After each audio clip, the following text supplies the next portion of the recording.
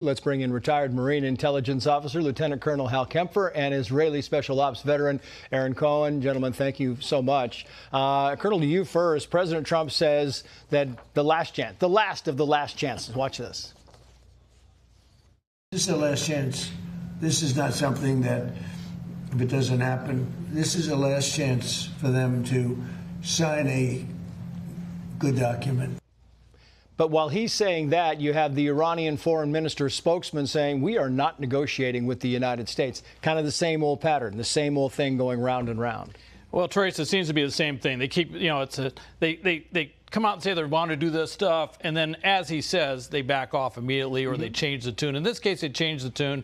They said, they kind of turned around. Look, the president is very astute. He knows how to set these things up. And there is a thing called strategic and operational deception.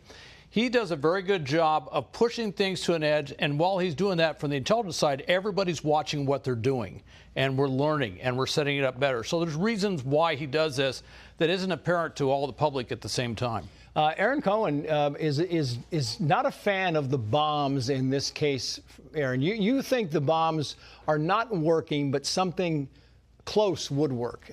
So, Trace, I'm a fan of explosions. I'm a fan of blowing things up, and I certainly don't disagree with going after targets that are going to inflict maximum impact on the regime. However, this is not conventional warfare. This is unconventional warfare. This is what the colonel and I refer to as low-intensity conflict. Special operations units, clandestine units, CIA, Mossad, SEAL Teams, Delta, CAG, all of them were stood up in the 50s specifically to be able to deal with this low-intensity conflict. The real soft white underbelly here, to really bend the mullahs, Trace, is going to be focusing operations on the support structure of the mullahs. They are built to be able to withstand military pressure. Every time we hit them, what do? They stand up and say, great, Satan can't hit us with their explosions.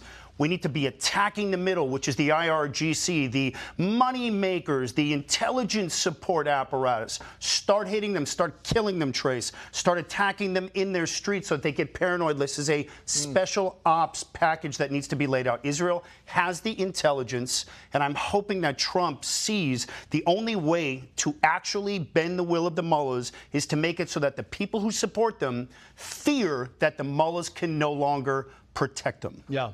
You're nodding your head over here, Colonel. Is that a fair assessment? Aaron's absolutely correct.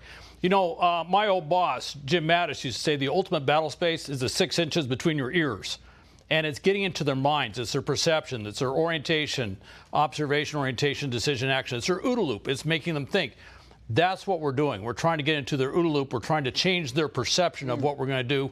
Keep them off guard. Keep them off balance the entire time. On that topic, Brent Sadler was saying that one way or the other, the United States absolutely cannot walk away. Watch. There will be more strikes. The worst thing that can happen is for the United States to do nothing or to walk away, and Iran reconstitutes itself, and we are back in a fight in the Middle East again, and sometime down the road, maybe at less of an advantage. Stay the path, Colonel, is what he's saying here. Well, I have to say, we're not going to have to stay the path is what is going on right now. If we keep going back and forth, at some point we have to do something decisive. At some point we have to shift it. Otherwise, it's going to go back to the same back and forth, back and forth.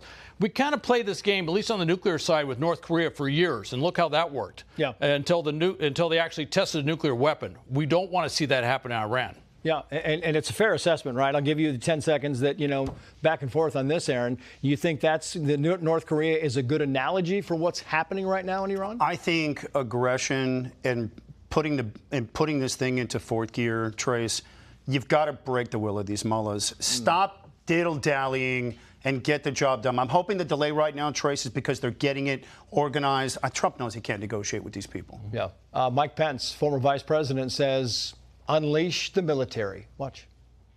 I honestly think that the time has come for the President of the United States to unleash the armed forces of the United States, strike the remaining nuclear facilities in Iran, take down and degrade their ability to project force, not only in the Strait, but across the region. But in a different way, Aaron? I got to tell you, I agree with Pence. I'm not someone who's going to jump into his agreement channel most of the time, but on this one I do agree with him, and I think the different way is the key. As you noted, Trace, it is understanding what the Shah said while he was in exile, Trace, in '79, he said, we cannot treat the mullahs like they're anyone else. They're not. Trace, money doesn't motivate them. Yeah.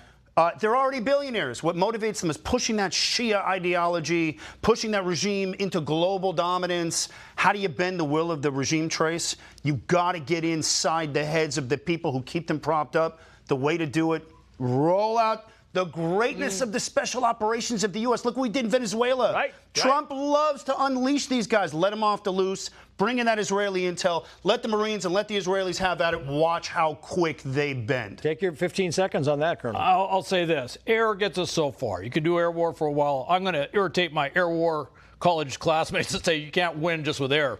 You got to get on the ground. You got to get those special operators. You got to get in there and hit the ground, get into their mindset. Colonel, Aaron, thank you both.